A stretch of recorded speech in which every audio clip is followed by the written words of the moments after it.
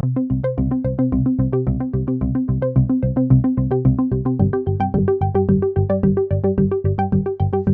we're going to talk to you about the steps that you can take to ensure the proper handling and sharing and storage of data that you collect in the context of your research and evaluation projects. In the absence of clear institutional guidelines, we undertook this work to ensure that our researchers and our graduate students were clear about what were the proper steps that they could take to ensure that their data was properly handled.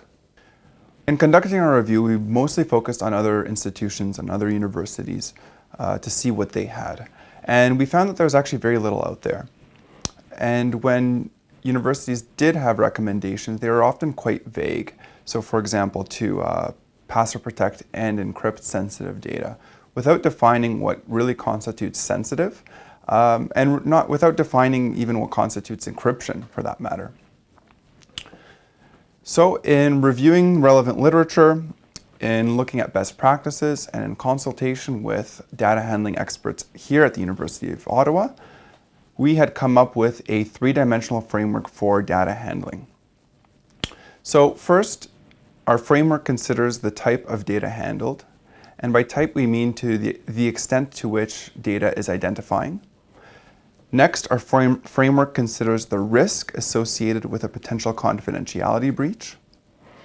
And third, in considering the first two dimensions, we consider the practical steps one can take to securing their data. So first, when thinking about different types of data, the data with the greatest amount of identifiers, the greatest level of identifiers, we call directly identifying information. And directly identifying information does require a little bit more context. Next, we have coded information. So coded information is information where identifiers have been removed. Next, we have anonymized information, which is similar to coded information, but where identifiers have been permanently removed.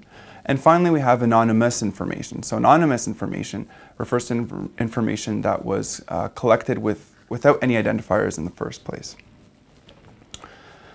Next, we have our levels of risk. So when considering the levels of risk, we start with the lowest level, which would be low risk confidential information. And we go all the way down to information that would cause severe harm if disclosed. And in considering the harm associated with a breach, we also need to consider the type of the type of data, so the form that the data is in. So as we anonymize the data, as we remove identifiers from the data, even if the risk of harm associated with a breach of confidentiality is fairly high, we can really move the data down on the list. So we need to make sure that we're only collecting the data that we absolutely need to answer the research question.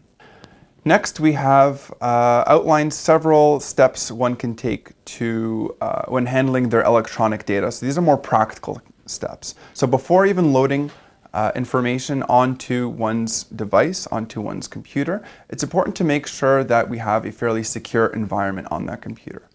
So first, it's important to make sure that the computer is up to date. As hackers identify vulnerabilities, software developers will go ahead and patch those up and create new software updates. And so it's imperative then that we make sure that our computer has been up to date before we load our information onto our computer. Next, it's important to do a malware scan. Malware refers to malicious software, so any kind of program that has been designed to disrupt the normal operations of the computer. And once a malware scan is done, if any threats are detected, they should be promptly removed or cleaned using the recommended software. As we load our information onto the computer, it's important to make sure that we de-identify the information to the greatest extent possible. And then once we've de-identified the information to the greatest extent possible, it's important to password protect and encrypt our data. It's important to differentiate between drive-level encryption and file-level encryption. So drive-level encryption refers to encryption at the entire drive level. So basically, data will be encrypted before you actually log in. And drive-level encryption is available for most for most operating systems, Macs, PCs generally will have drive level encryption, sometimes even enabled by default. The problem with drive level encryption, though, is that it can give individuals a false sense of security. So at drive level encryption, everything is decrypted as soon as you log into your computer. So for very sensitive information, for confidential information, it's good to use file level encryption. For example, Microsoft Office has file level encryption, SPSS has file level encryption, and the most up-to-date versions, when you go ahead and password protect, then it'll also say that this file will also be encrypted. And so that's really a very easy way to do it. And that will ensure that even once we're logged in, our individual files with sensitive information are protected. Finally, it's important to discuss permanent file removal.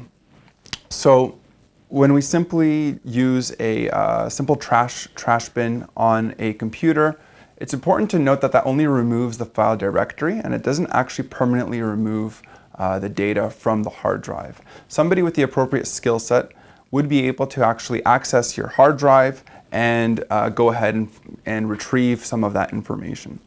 So for that reason, it's important to use what we call file shredding software. What it does is it actually overwrites the data on the file, often multiple times, before removing that directory. So what that means is if the data was retrieved, then the data will have been overwritten with random letters, random numbers, rendering the data useless to somebody who may want to retrieve that data. And finally, a note on data management plans. So a data management plan is basically an outline or a checklist to really make sure that an individual is handling or preparing to handle their data in a very secure or appropriately secure manner from prior to beginning data collection all the way to long-term storage. Data management, the usefulness of data management plans is increasingly recognized by the Tri-Council agencies who envision making data management plans mandatory for all grant applications. And there are helpful guidelines on the University of Ottawa website for creating a data management plan and even some data management plan tools. And there are also some details about creating a data management plan in our CRECS data handling manual. Thank you, Conrad. As you can see, there's a lot of information that we've provided to you today in this video. As with anything that we do in the context of our research or evaluation projects, at best we can provide you guidelines, but ultimately it's good judgment that will be your guide.